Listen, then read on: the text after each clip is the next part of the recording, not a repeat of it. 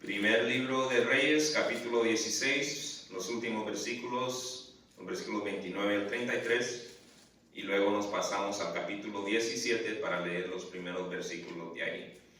Y vamos a leer estos versículos pensando en el título del tema, Sirviendo con valor. Sirviendo con valor.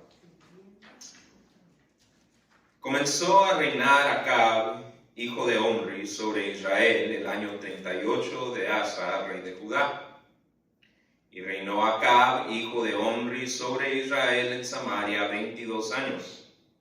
Y Acab, hijo de Omri, hizo lo malo ante los ojos de Jehová, más que todos los que reinaron antes de él, porque le fue ligera cosa andar en los pecados de Jeroboam, hijo de Nabat, y tomó por mujer a Jezabel, hija de Baal, rey de los Sidonios, y fue y sirvió a Baal y lo adoró, e hizo altar a Baal en el templo de Baal que él edificó en Samaria.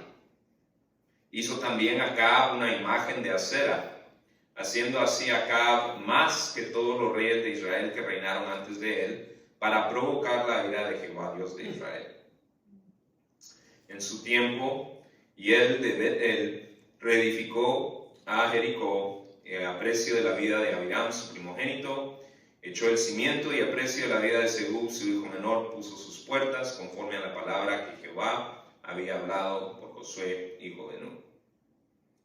Capítulo 17. Entonces, Elías Tisbita, que era de los moradores de Galaad, dijo a Acab: Vive Jehová, Dios de Israel, en cuya presencia estoy, que no habrá lluvia ni rocío en estos años, sino por mi palabra. Y vino a él, esto es a Elías, palabra de Jehová diciendo: Apártate de aquí, y vuélvete al oriente, y escóndete en el arroyo de Kerit, que está frente al Jordán. Beberás del arroyo, y yo he mandado a los cuervos que te den allí de comer. Y él fue e hizo conforme a la palabra de Jehová, pues se fue y vivió junto al arroyo de Kerit, que estaba frente al Jordán. Y los cuervos le traían pan y carne por la mañana, y pan y carne por la tarde, y bebía del arroyo. Pasado algunos días, se secó el arroyo, porque no había llovido sobre la tierra.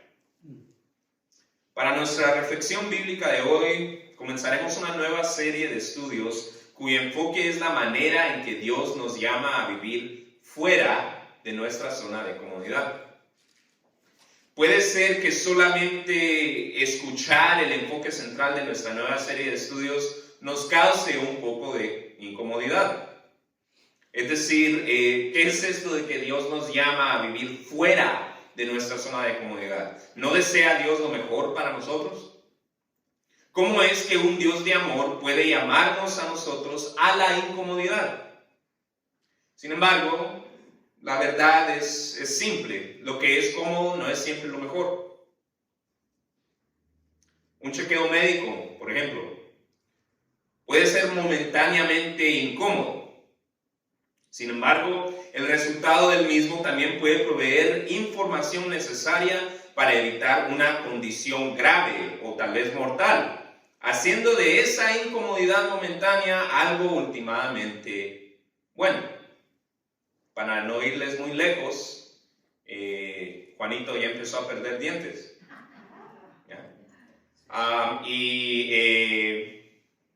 Él es particularmente sensible, tiene emociones muy grandes. Entonces, la incomodidad de aflojarse el diente, o aún peor, de que le sacaran el diente, o de que él se lo sacara, era algo de mucho drama para él. Sin embargo, siendo padres que estamos intentando ser cariñosos con él, sabemos que la incomodidad de sacarle el diente es lo mejor, porque si no hacemos eso, va a haber mayor incomodidad cuando el diente nuevo salga donde no debe salir. ¿Me explico? Entonces, la incomodidad no siempre es algo malo, es algo necesario para evitar una situación más difícil. De la misma manera, Dios, siendo un Padre realmente amoroso, nos llama a vivir fuera de zonas de comodidad en las que nos podemos estancar y las que nos pueden resultar o causar condiciones espirituales infructíferas o aún peor, dañinas.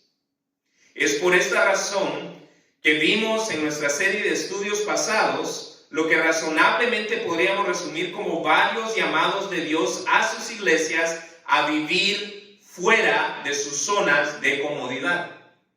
¿Recuerdan cómo iniciaban las cartas o los mensajes a las iglesias? Conozco tus obras, haces bien esto, pero un llamado a vivir fuera de su zona de comodidad. Y es por esta razón que empezaremos a tratar este tema explícitamente en la próxima serie de sermones. Dios nos llama a vivir fuera de nuestra zona de comodidad porque nos ama. Dios nos llama a vivir fuera de nuestras zonas de comodidad porque nos ama. Habiendo dicho esto, hoy estaremos prestando nuestra atención a la vida de Elías, hombre a quien Dios llamó varias veces a que viviera fuera de su zona de comodidad. Elías, un hombre, un héroe del pueblo judío por varias razones que empezaremos a ver hoy, fue llamado como profeta durante un tiempo extremadamente difícil, espiritualmente hablando, para el pueblo de Dios. Y esto hizo que casi todo llamado que Dios le hizo a Elías se pudiese considerar como un llamado a vivir fuera de su zona de comodidad, casi por definición. Era tan hostil el ambiente espiritual en que Elías fue llamado a servir, que casi cualquier cosa que Dios le dijera que hiciese, se puede considerar como un llamado a vivir fuera de su zona de comodidad.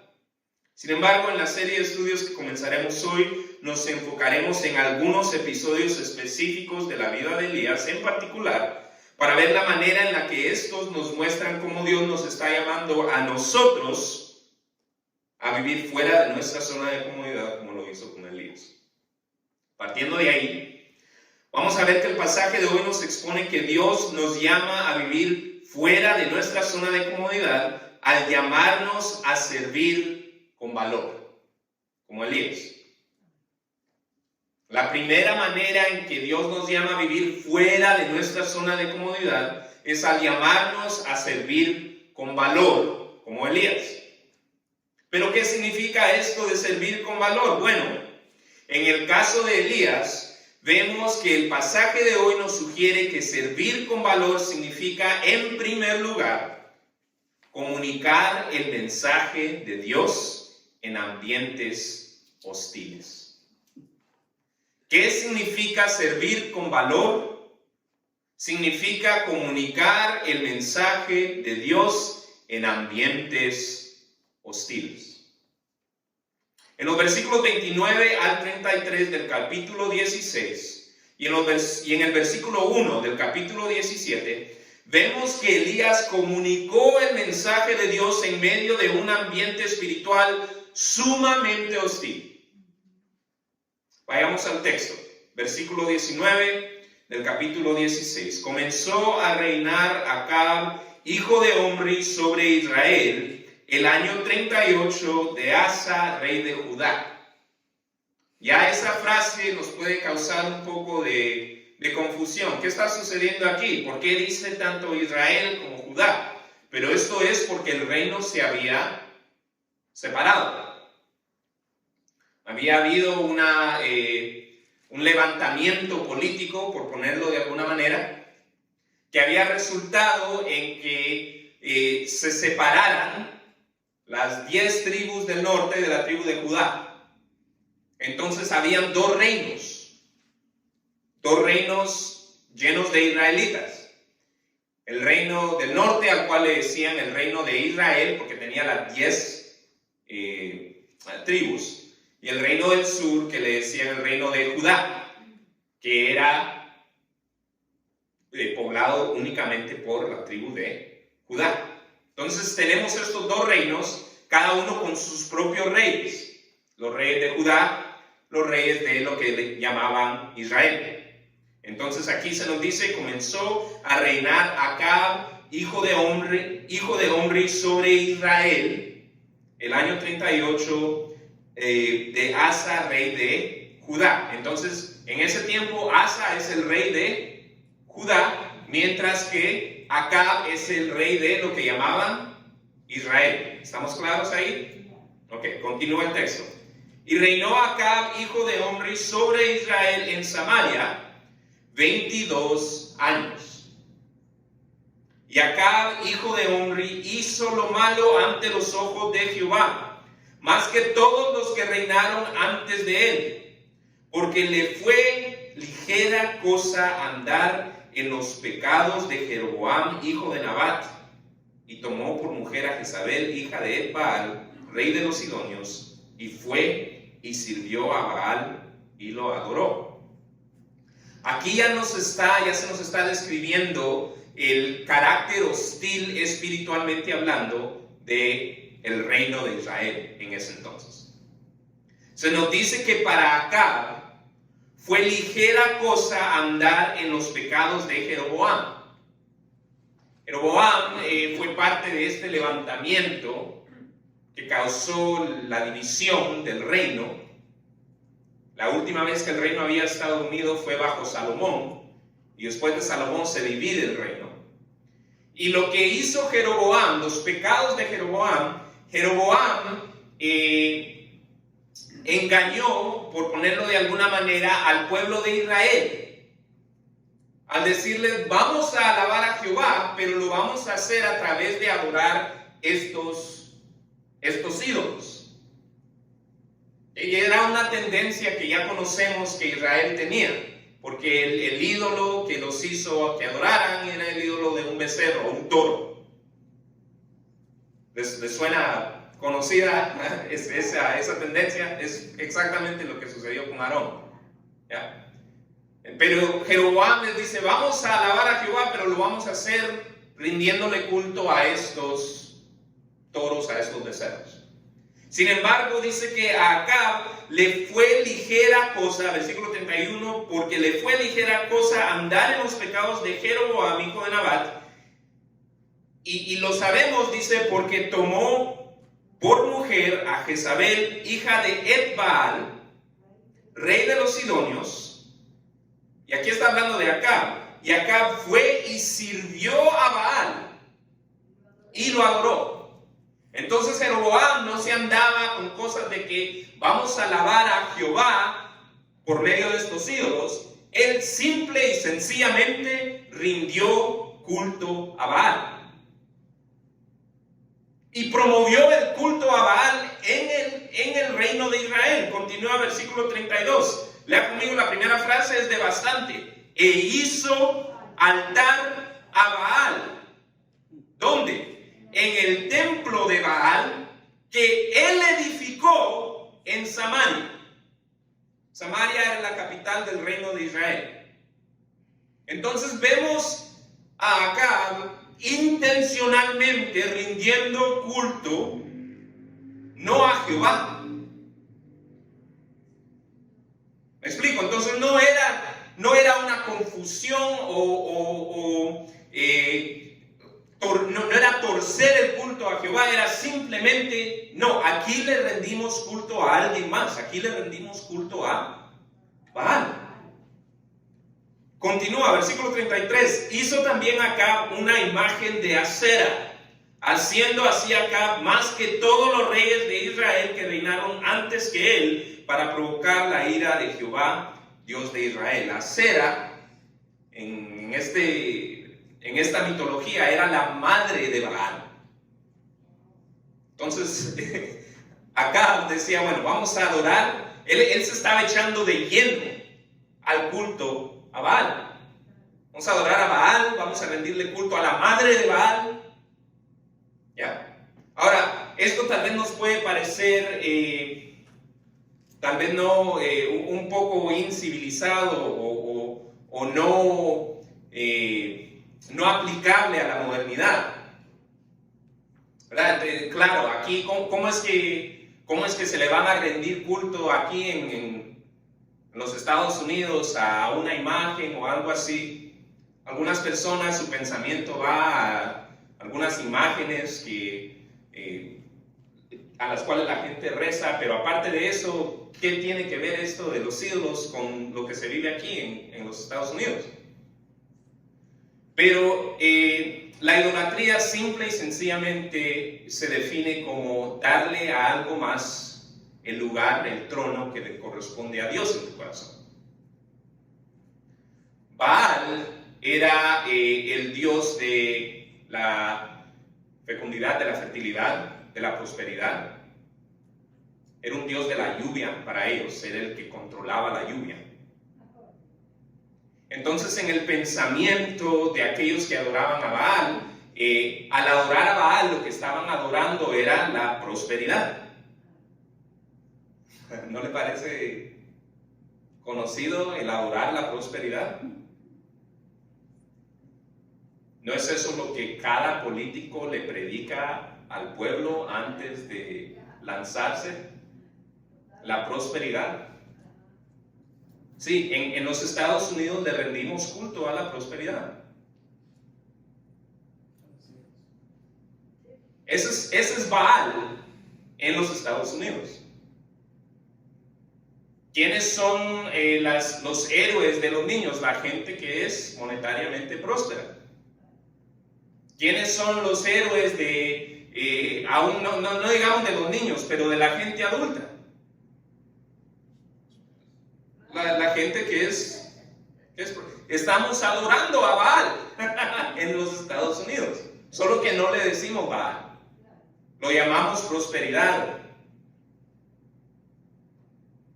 También era el dios de la fertilidad junto con su madre Acera, y se le rendía culto por medio de actos sexuales. ¿No les suena parecido a algo que sucede en los Estados Unidos? Mire, si no ha escuchado esta frase, Dios lo bendiga, porque significa que no ve mucha televisión, pero se conoce en la televisión o aún en cualquier lugar donde se trata de anunciar ¿cómo se dice? Marketing, mercadotecnia. Se dice que sex sells. Sex sells. ¿Quieres vender algo? Sex sells. Entonces, ¿quieres que compren esta bebida? Entonces, que ponle esa bebida en la mano a una chica que se vea así sexy. Y después quítale lo suficiente de ropa como para que capture el ojo de alguien. O quieres vender lo que sea, esta aseguranza, este producto para limpiar, pónselo a alguien que es físicamente atractivo. Para que venda. Porque en los Estados Unidos los dioses siguen siendo Baal y Acera, solo que ya no les decimos Baal y Acera. Les decimos prosperidad o le decimos, es atractivo físicamente.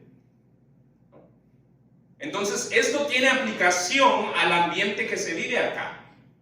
Acá, de la misma manera que muchos líderes políticos ahora, yo diría todos, estaba dedicado al culto a Baal, al culto a la prosperidad y el poder.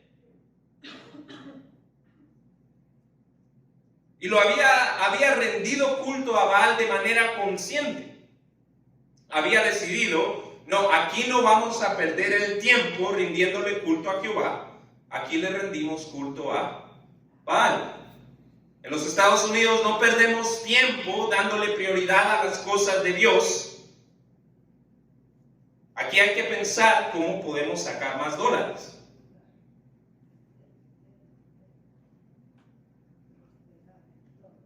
Ahora, ¿le parece hostil ese ambiente? Para mí sí. Un ambiente donde las personas han intencionalmente decidido adorar algo más que no es Dios. Espiritualmente es hostil ese ambiente, ¿no? Y ahora miremos lo que Dios llama a Elías a hacer y que Elías hace en medio de ese ambiente. Capítulo 17, versículo 11. Entonces,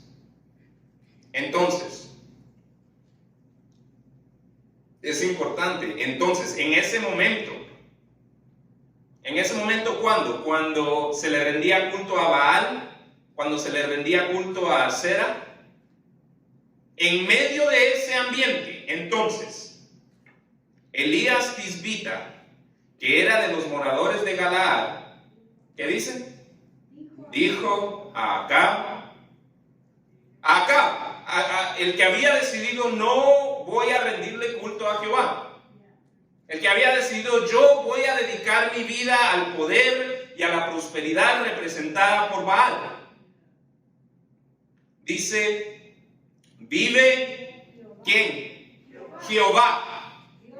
Vive Jehová, Dios de Israel,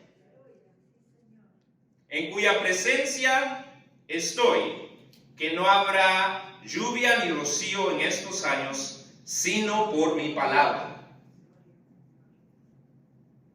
Impresionante, ¿no? En medio de este ambiente, Elías viene y comunica el mensaje de Dios. Ahora, hay mucho aquí, solo en ese versículo, que nos dice la valentía que fue necesaria para decir esto.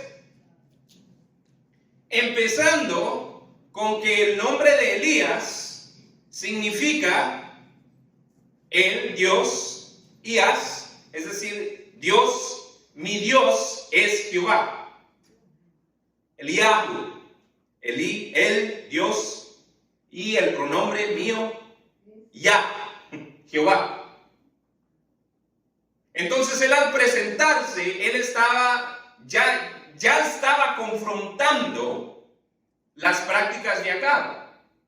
Entonces él viene y se presenta y dice, hola, mi nombre es, mi Dios es Jehová. Interesante, ¿no? Porque él está diciendo a alguien, hola, mi nombre es, mi Dios es Jehová, a alguien que diría, hola, soy Acab y mi Dios es Baal. ¿Ya?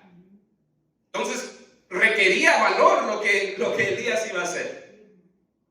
En un ambiente hostil, él está vinculando su identidad con algo que no era popular.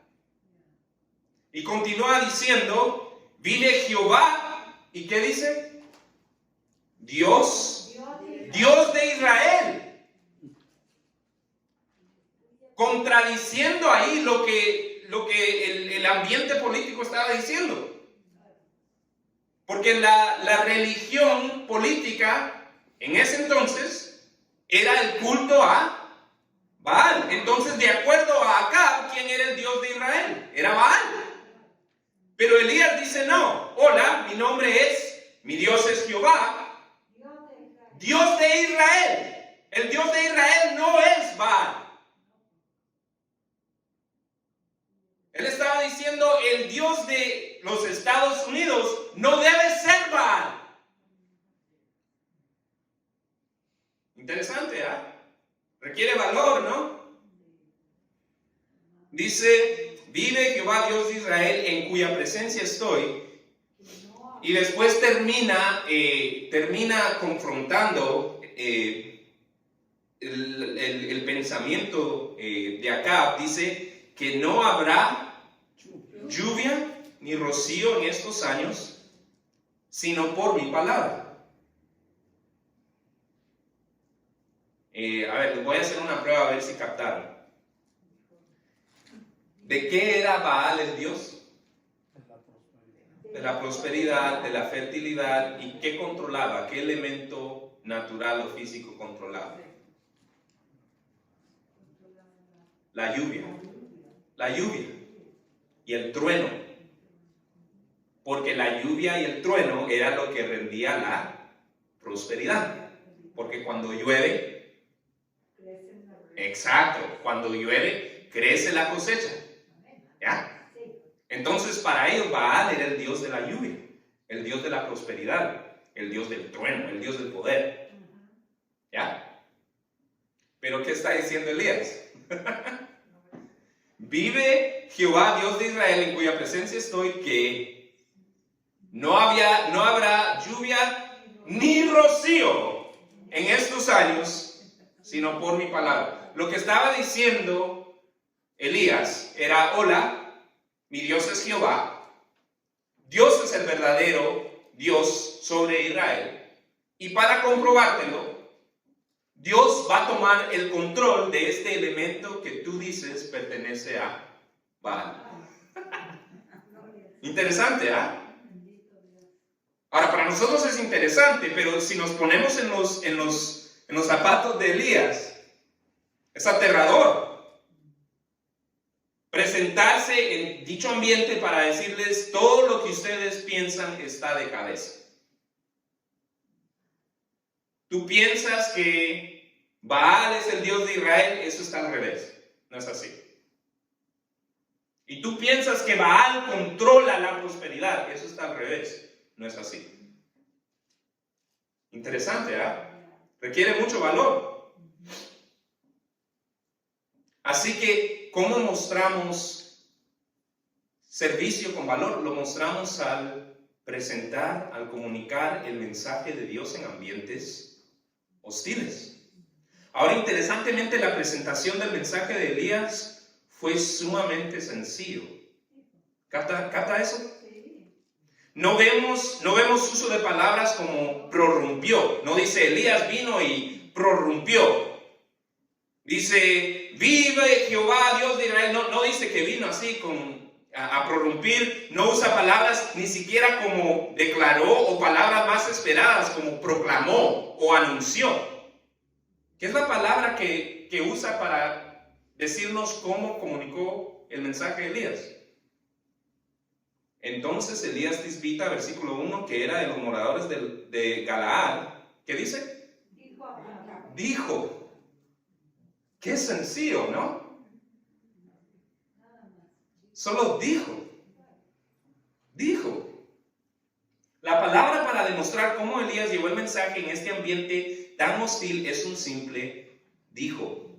Una actitud de sencillez que Elías vuelve a demostrar en por lo menos un encuentro más, en el cual su comportamiento de tranquilidad contrasta inmensamente con el de aquellos con quienes contendía. Sucedió cuando lo confrontan con los profetas de Baal. Y ellos se cortaban y gritaban. Y Elías, con una actitud muy diferente, solo dijo al Señor: Señor, muéstrales quién eres. Interesante, ¿eh? Ahora, debemos remarcar que debido al ambiente tan hostil, el solo hecho de decir, esto es de comunicar el mensaje de manera sencilla, simple, sin agresividad o fanfarronería o cualquier gran cantidad de herramientas humanas de convencimiento o de carisma calculado. Elías no hizo nada de eso. Pero debido al ambiente tan hostil, su simple decir fue un acto de valor inmenso.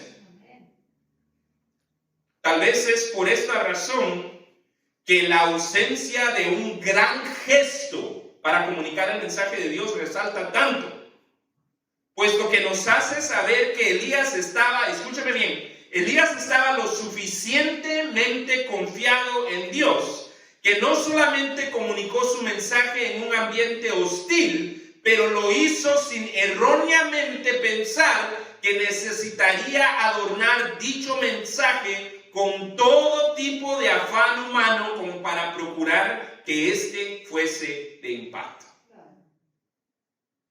Elías estaba lo suficientemente confiado en Dios que sabía que no tenía que entrar con fanfarronería. No tenía que entrar con una presentación calculada, con una producción profesional. Sabía que lo único que tenía que hacer era decirle a Acab: mira, te vengo a decir esto, lo que dice Dios. Interesante, ¿ah? Interesante, porque Nosotros pensamos que a veces la efectividad del mensaje depende del presentador. Recuerda, y esta es la aplicación para nosotros, recuerda la última vez que sintió el llamado del Señor de comunicar el mensaje de Dios en un ambiente hostil. Recuerda el tirón en su corazón, estaba en un ambiente pesado, hostil, pero el Señor le dijo, deberías de decir algo.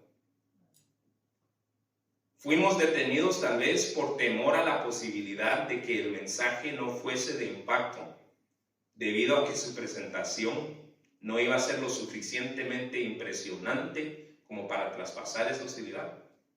Tal vez nos hicimos pequeños, pensamos, no, si es demasiado. Si estuviera el pastor aquí, tal vez él. Pero yo no tengo el carisma, yo no tengo el impacto, yo no tengo la personalidad como para traspasar este ambiente tan hostil. ¿Se ha sentido así alguna vez? Tomemos inspiración de Elías.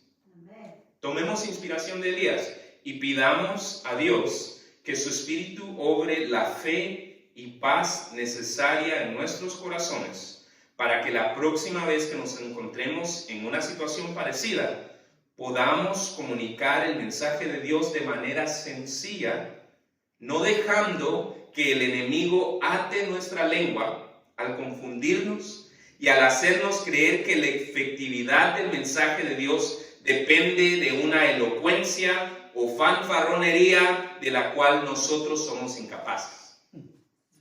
Y que en vez de perdernos en eso, que podamos confiar en la promesa de Dios en Isaías 55:11. Es una promesa que la escuchamos, se dice de vez en cuando, pero se la voy a leer por completo. El Señor dice lo siguiente: así será mi palabra que sale de mi boca. No volverá a mí vacía, sino que hará lo que yo quiero y será prosperada en aquello para que la envíe. La prosperidad de la palabra, la efectividad de la palabra, no depende de nuestra elocuencia, de mi impacto personal, porque no es mi palabra. Entonces no dejemos que el enemigo ate nuestra lengua y nos haga pensar, o esto no va a venir a nada porque eres tú el que lo está diciendo. Recuerden, Elías simple y sencillamente dijo. En segundo lugar, el pasaje de hoy nos expone que ser llamados a servir con valor no solamente puede significar comunicar el mensaje de Dios en un ambiente hostil, pero también puede significar ponerse a la merced de Dios para nuestras necesidades básicas. Servir con valor puede significar ponernos a la merced de Dios para nuestras necesidades básicas. En los versículos 2 al 6 del capítulo 17, vemos que Dios llama a Elías a ponerse a merced de él en cuanto a sus necesidades básicas, y Elías lo hace. Dios le dice a Elías: necesito que te pongas a merced mía para tus necesidades básicas, y Elías lo hace. Versículo 2. Y vino a él, esto es a Elías, palabra de Jehová diciendo, lea conmigo el versículo 3, apártate de aquí y vuélvete al oriente y escóndete en el arroyo de Querit que está frente al Jordán. Versículo 4, beberás del arroyo y yo he mandado a los cuervos que te den allí de comer.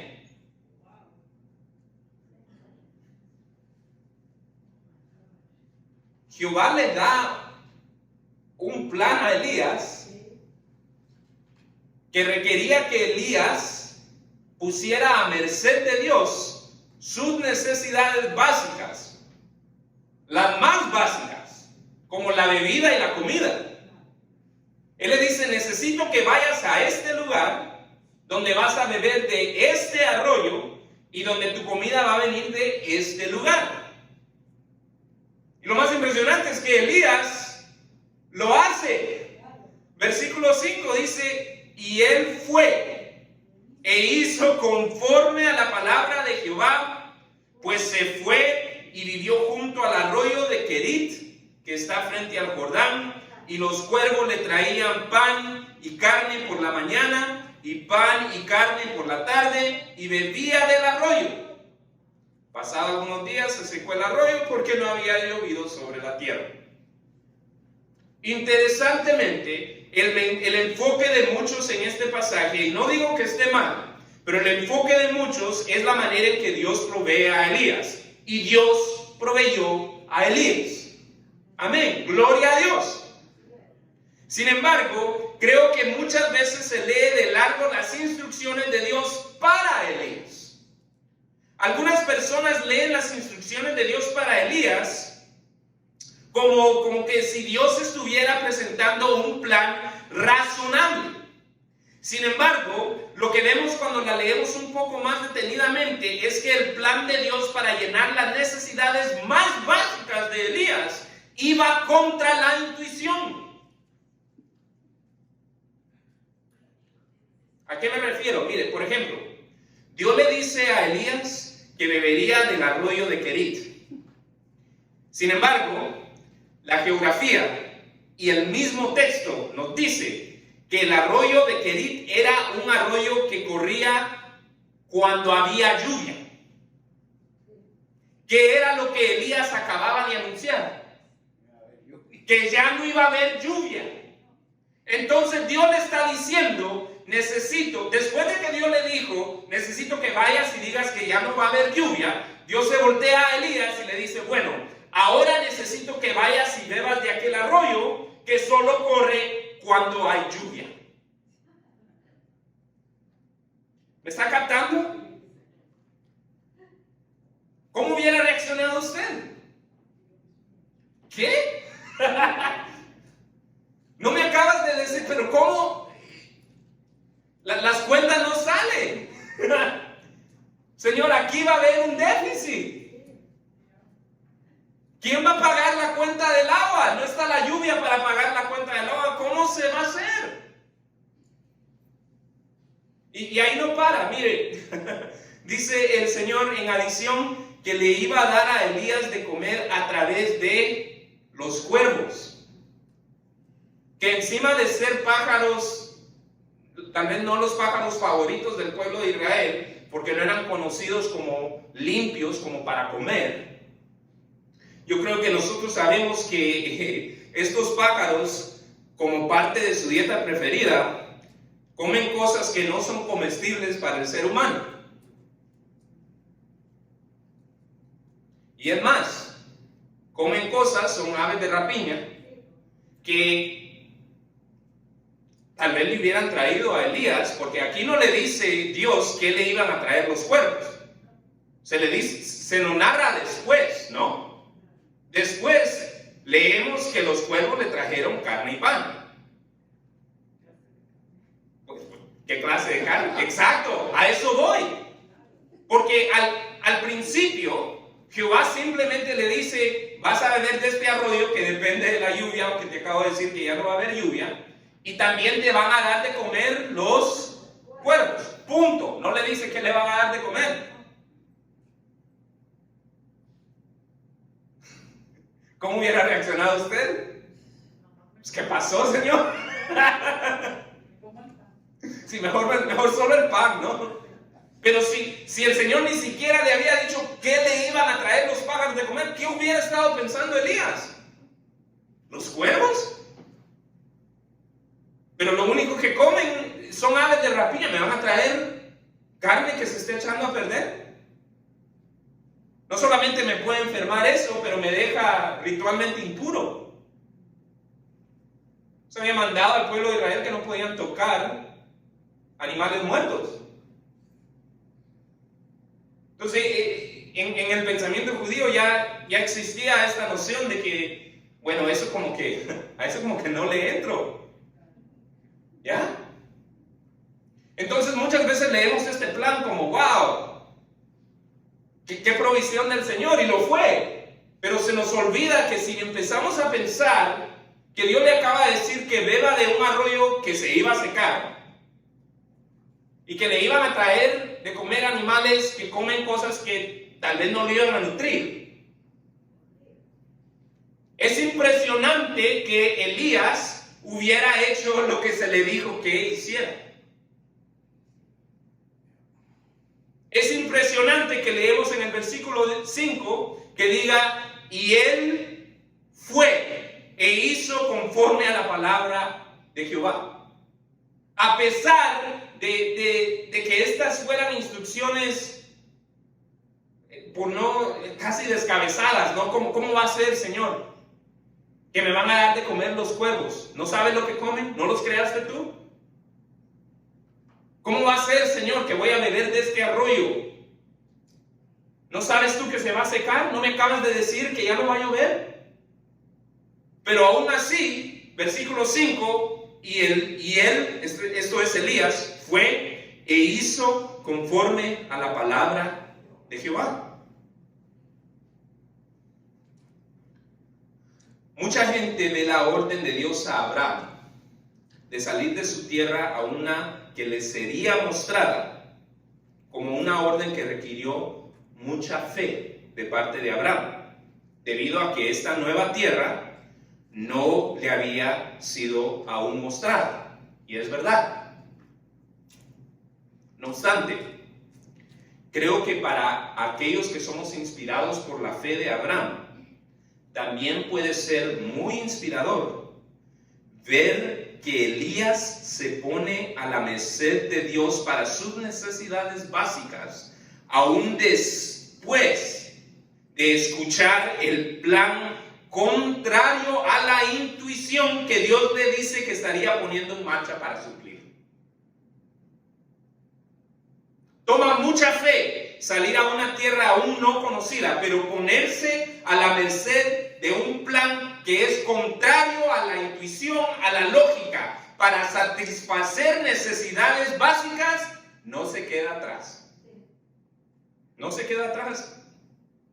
Ahora, ¿cuál es la aplicación para nosotros? Mire, ¿alguna vez ha sentido un pequeño tirón en su corazón o en su espíritu a emprender algún proyecto o labor o acción de carácter espiritual solo para verlo extinguirse al considerar lo que comúnmente se le refiere a la factibilidad de ese proyecto? ¿Alguna vez has sentido, me gustaría hacer eso, pero no es factible, no es posible, porque entonces ¿cómo se va a pagar X? Me gustaría hacer esto, pero entonces tendría que dejar de hacer aquello. Y entonces, ¿cómo se va a llenar esa necesidad?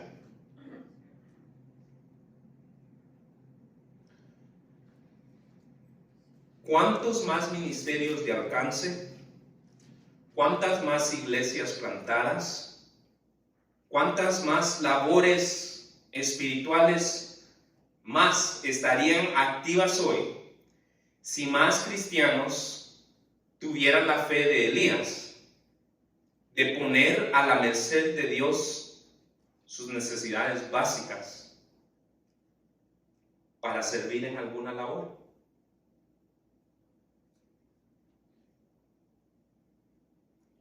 ¿Cuántos más ministerios u obras habrían si al sentir aquel tirón en el corazón, en el espíritu, no dijéramos, bueno, está bonito el deseo, está bonita la intención, pero si me dedico a esto o a aquella acción de carácter espiritual, entonces ¿cómo voy a comer?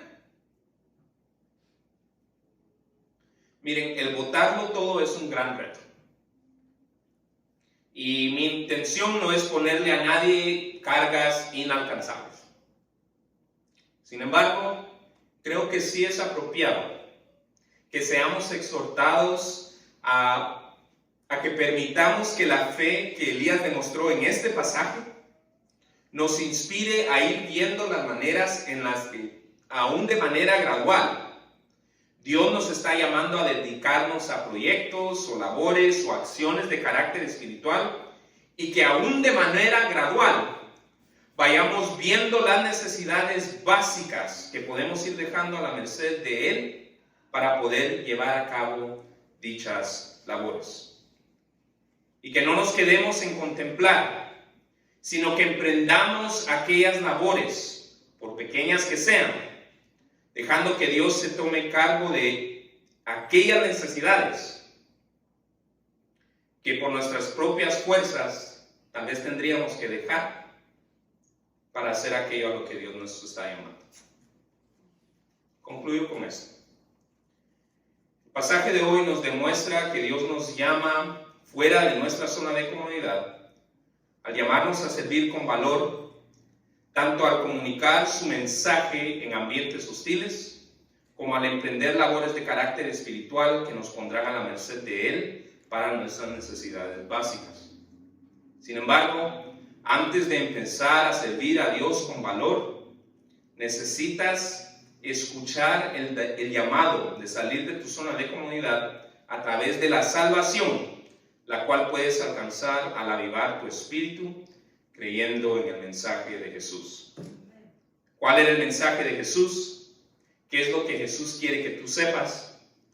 Jesús quiere que sepas que Dios desea una relación personal contigo, pero debido a que Él es santo, tus pecados, intencionales o no, te han mantenido separado de Dios, y al menos de que te sean perdonados, te mantendrán lejos de Él y de la realización personal por la eternidad, debido a que la misma santidad de Dios te imposibilita obtener el perdón de tus pecados por tus propios esfuerzos.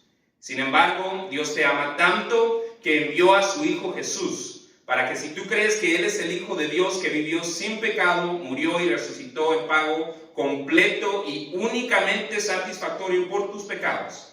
Y si lo crees de tal forma que quieras comenzar a vivir la vida para demostrarle lo agradecido que te sientes con Él por darte acceso al perdón de pecados, al darle tú la espalda al pecado, tus pecados te serán perdonados y tendrás acceso al reino de los cielos.